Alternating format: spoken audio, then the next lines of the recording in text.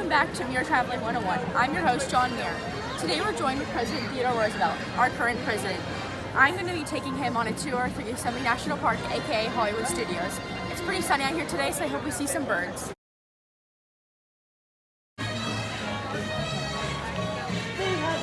ahead is Hollywood Boulevard. I remember a few years ago there were environmental preservation protests and conventions held here. I think it's pretty ironic because this place is full of fake palm trees and feelings.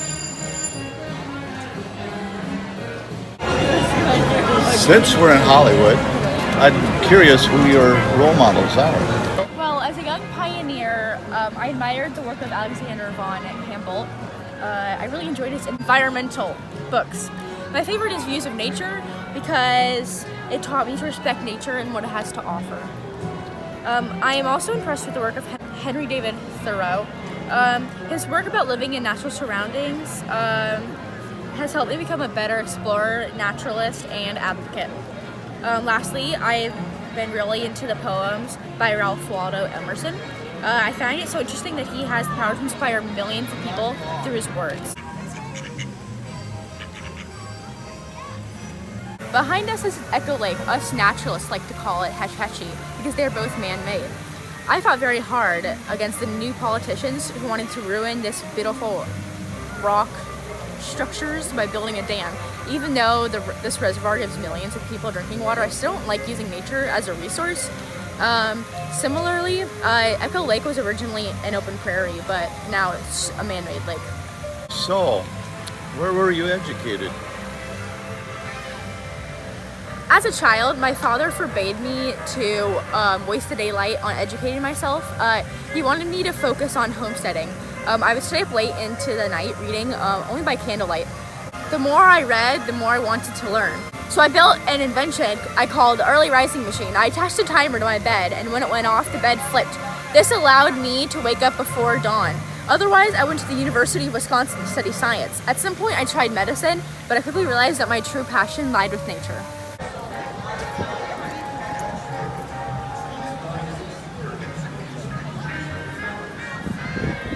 Behind us is Commissary Lane. Its theater reminds me of the real one in Yosemite called the Valley Theater.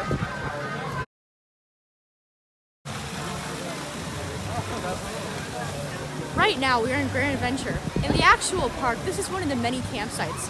It is also where you can find actual animals like black bears, Rocky Mountain sheep, red-tailed foxes, mountain lions, bats, deer, many types of birds, and a ton more. However, in Grand Adventure, you can watch the Muppets. And in case you didn't know, these animals are fake, unlike the creatures I studied in the California wildlife. What have you accomplished so far as a naturalist? Probably getting to tour you around this very real, protected wildlife sanctuary. When it comes to my preservation achievements, my book, A 1,000-Mile Walk to the Gulf, published in 1816, inspired many people to seek peace within the wilderness.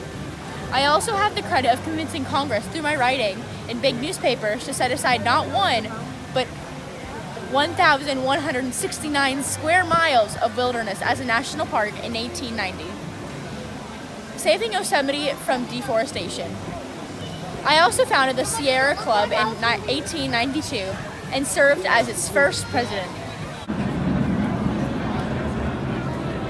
Behind me is the Star Wars Zone. In real life, the Sierra Nevada mountains are beautiful.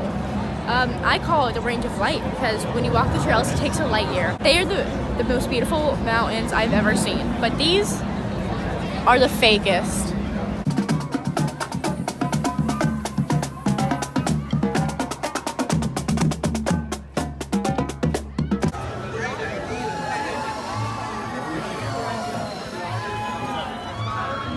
This is Toy Story Land, home of the tallest redwood trees and of all the fake wooden toys. Before I was around, some people believed these trees were toys and only used them as a resource for their profit. They're the tallest trees in the world and can be thousands of years old. I found a fake bird. Right here is where you can find an incredible celebration. where famous redwood trees compare their book patterns. I'm currently celebrating the opening of a bakery. Why do you go to the bakery so often? Some days I wake up and feel like the mountains are calling. So I grab some tea and bread, hop over the back gate, and explore the wild.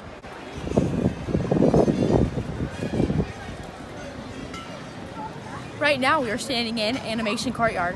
Back when I was alive, we called it inventing, but animating is cool too. Here you can find all the tea about new creations. What other things have you invented besides the early rising machine? I've made many alarm clocks, a saw table, a propeller, a weighing machine, an early way to tell how many inches it rains, a sundial, and more. Finally, we're at Sunset Boulevard, home to the most beautiful trails, but only if you walk them at dusk. I heard the Half Dome Trail is the longest, but here at Hollywood Studios, the Twilight Zone Tower of Terror is the tallest.